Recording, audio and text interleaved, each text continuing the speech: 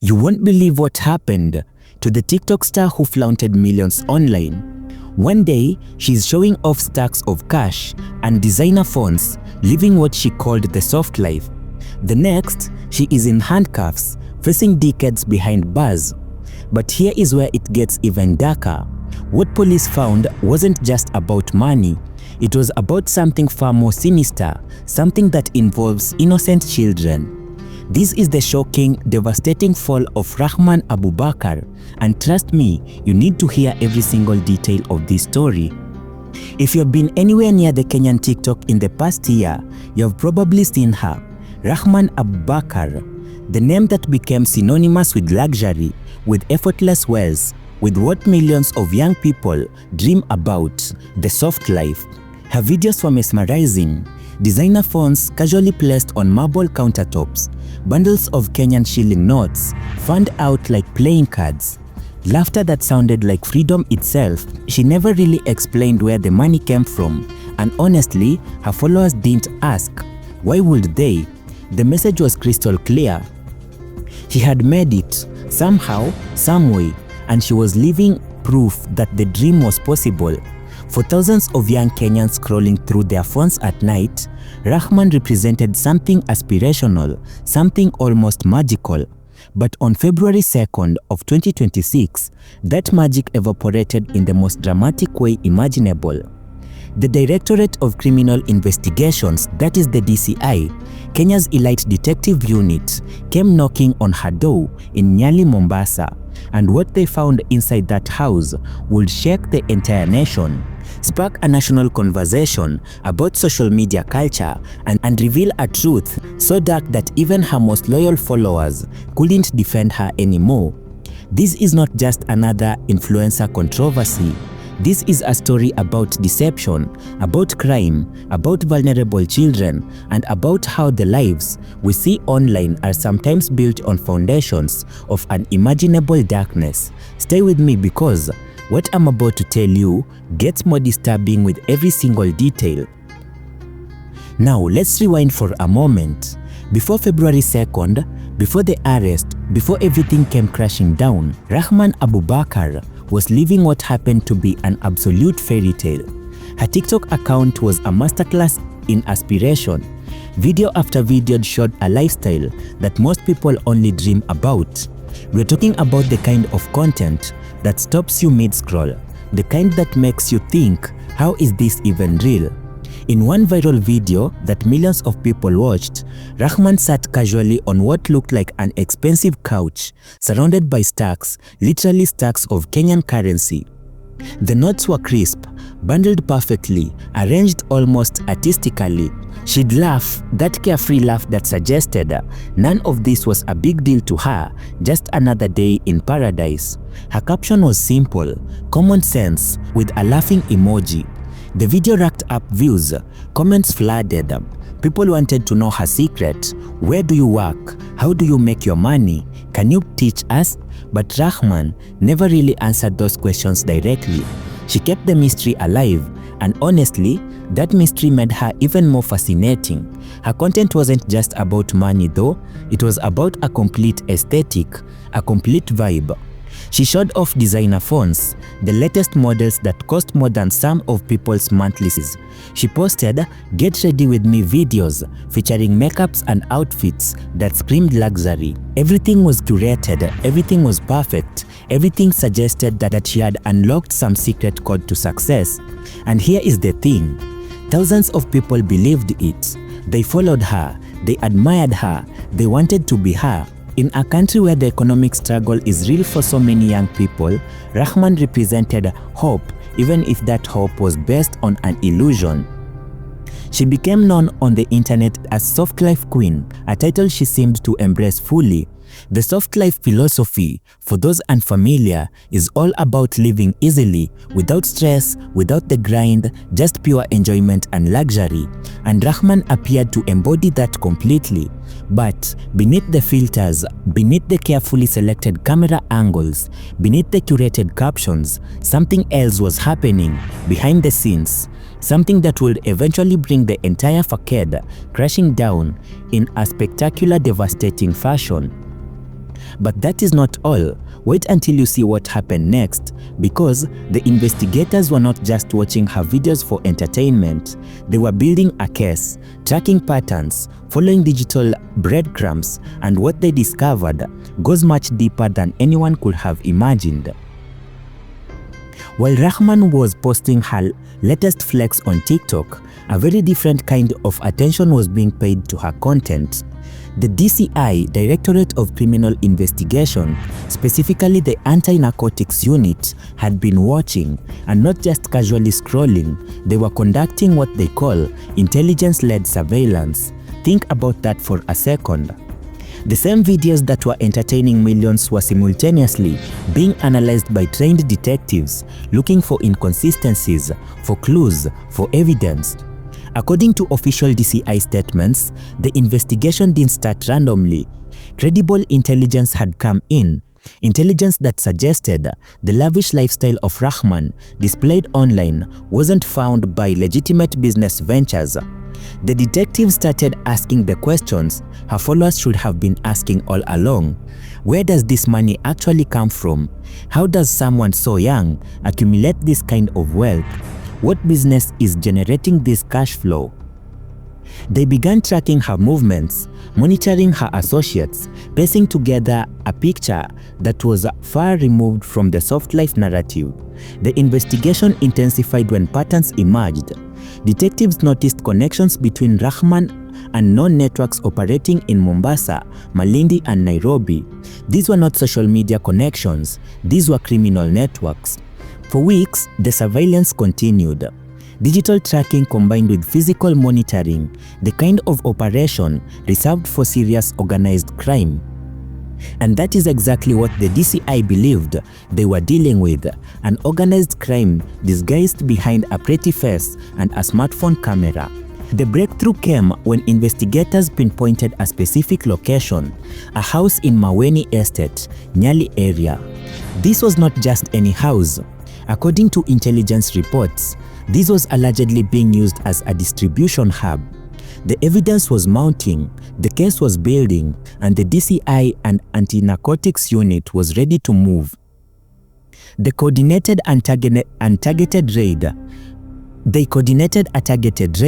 the kind of operation that requires precision, planning, and absolute certainty, because once they knocked on that door, there was no going back.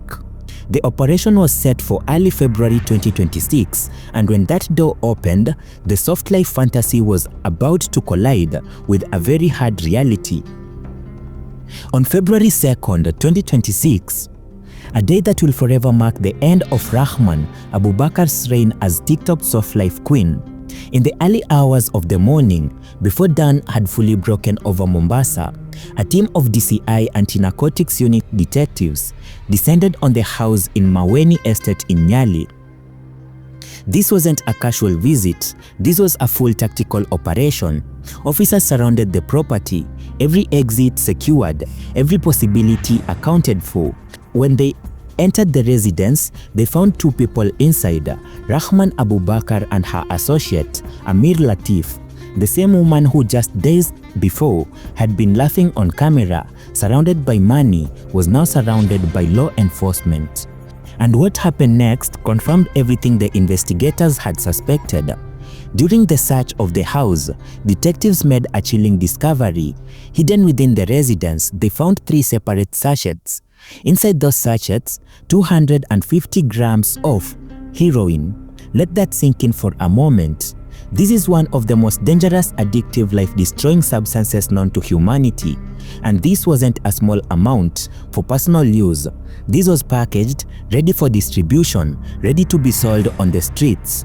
The DCI official statement describes the seizures as significant, confirming that the house had been used to facilitate illicit trade. But here is where the story takes an even darker turn, a turn that transformed this from drug bust into something far more sinister. As the investigations continued, as detectives dug deeper into the suspect's activities, preliminary findings revealed something absolutely horrifying. Ruhman and Amir were not just allegedly involved in narcotics trafficking. According to the DCI preliminary investigations, they were also suspected of being entangled in child trafficking activities.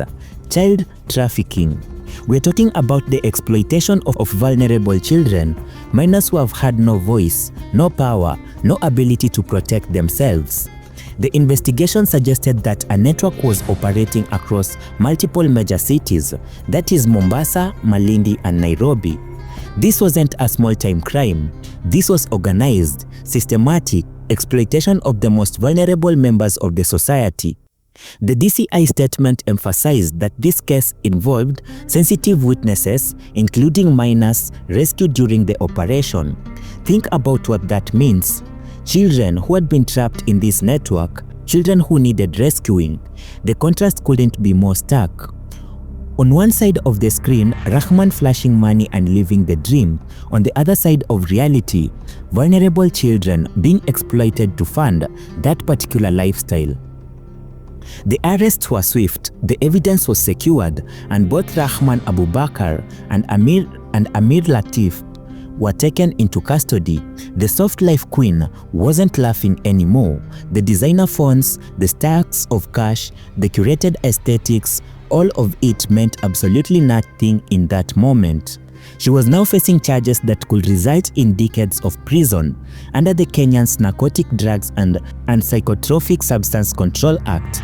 Possession of hard drugs alone can attract sentences running into decades or fines climbing into tens of millions of shillings, but the potential child trafficking charges made everything even more serious.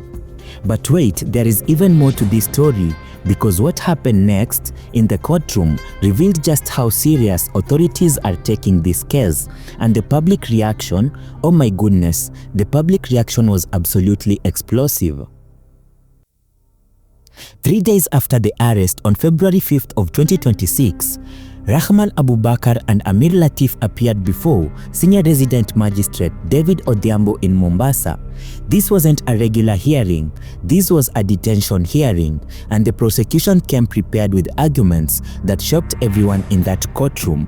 They requested additional time to hold the suspects, citing the complexity of the investigation. But it wasn't just about the drugs anymore.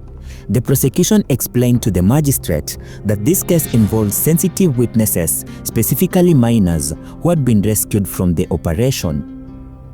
These children needed protection, they needed to be interviewed carefully, they needed trauma support before they could provide testimonies. The investigation was uncovering a network that stretched across 3 major cities. This required coordination between multiple law enforcement units, careful evidence gathering, and meticulous documentation. The magistrate listened carefully to the arguments. He understood the gravity of the situation, the sensitivity of the witnesses, and the public interest in ensuring justice was served properly. After hearing both sides, Magistrate David Odambo made his ruling. The suspects will remain in police custody for an additional 10 days, 10 more days for investigators to complete their work, to interview witnesses, to build an all-right case. The ruling sent a clear message. The courts were taking this seriously, and this wasn't going to be rushed. This wasn't going to be swept under the rug. The detention order meant Ruhman and Amir would spend more time behind bars while the full scope of their alleged activities was being uncovered. No ball, no soft life, just the hard reality of a jail cell. The case was scheduled for a mention on February 16th, 2026. That is when prosecutors will inform the court whether investigations were complete and whether formal charges will be filed. Legal experts following the case have noted that if the child trafficking allegations are proven, the suspect could face some of the harshest penalties available under the Kenyan law. Child trafficking is treated with absolute severity in the legal system, as it should be, and we're talking about potential life sentences, about becoming registered offenders, about consequences that extend far beyond prison time. And the drug charges alone are no joke. Under the Narcotics, Drugs and Psychotropic Substance Control Act, possession of 250 grams of heroin is classified as trafficking, not personal use. The penalties are designed to be punitive, to serve as deterrents, to send a message that drug trafficking will not be tolerated. As Ruhman sat in the detention cell, the contrast with her former life couldn't have been more dramatic. From designer phones to prison walls, from viral videos to court proceedings, from thousands of followers to isolation, the fall was complete, absolute, and a very, very public one. When the news of the arrest first broke, social media absolutely exploded. The same platforms that had elevated Ruhman to influencer status were now the battleground for one of the most intense public debates Kenya has seen in months. The hashtag started trending immediately: Ruhman Abubakar, soft life exposed, flex culture, and thousands upon thousands of comments flooded every post about the arrest. The reactions were mixed, emotional, and incredibly revealing about society's relationship with social media culture. Some people expressed shock and disbelief. "I can't believe this is real," one user wrote. The DCI's handling of this case sends several clear messages, and it's crucial that we understand each one. The first message: social media is not a shield for criminal activity. The DCI Anti-Narcotics Unit demonstrated that they have the capability, the resources, and the determination to track digital evidence back to reveal wild crime. If you're using social media to flaunt wealth from illegal sources, you're not clever, you're creating your own evidence trail. The second message: the exploitation of children will be met with full force of the law. The emphasis of child trafficking in this case, the careful handling of minor witnesses, the detention orders, all of it signals that crimes against children are treated with absolute seriousness. There is no plea bargain, no light sentence, no second chances, and when children are involved, there is no plea bargain, no light sentence, and no second chances when children are involved. The third message: the public has a role to play in fighting crime. The DCI has been effectively encouraging citizens to report suspicious activity through their Fichua kwa DCI initiative, an anonymous reporting system. If you see something that doesn't add up, if someone in your circle is living beyond any explainable means, you have the power and responsibility to report it. But beyond the law enforcement messages, there are broader lessons here for us. Not everything that glitters is gold. The soft life that Ruhman portrayed was built on a foundation of human suffering, drug addiction, and child exploitation. No amount of money, designer phones, or stacks can make that okay. The pursuit of material wealth at any cost is a path that leads to distraction, both for the pursuer and for everyone around them. The story of Ruhman Abubakar is tragic on multiple levels. Tragic for the lives allegedly destroyed by drugs and trafficking. Tragic for the potential lost in a young woman who chose crime over legitimate paths. Tragic for the followers who were deceived. But it's also instructive, revealing, but ultimately necessary.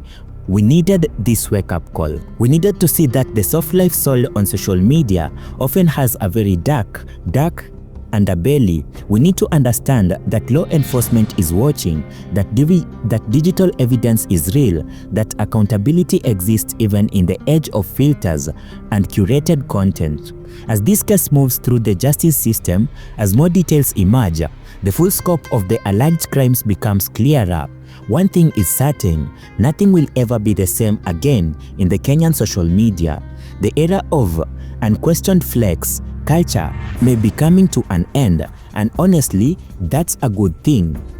The soft life isn't soft when it's built on the suffering of others. True success, the kind worth celebrating, is measured not in stacks of cash but in positive impact, in lives improved, in communities strengthened. Let's hope that this case marks a turning point, a moment where we collectively decide to value substance over spectacle, integrity over image, and reality over performance. Thank you for watching this deep dive into one of the most significant social media stories to come out of Kenya in the recent few days. If this story made you think, if it changed your perspective on social media culture, if it reminded you to question what you see online, then it served its purpose. Stay critical, stay informed, and remember, if it looks too good to be true, it probably is.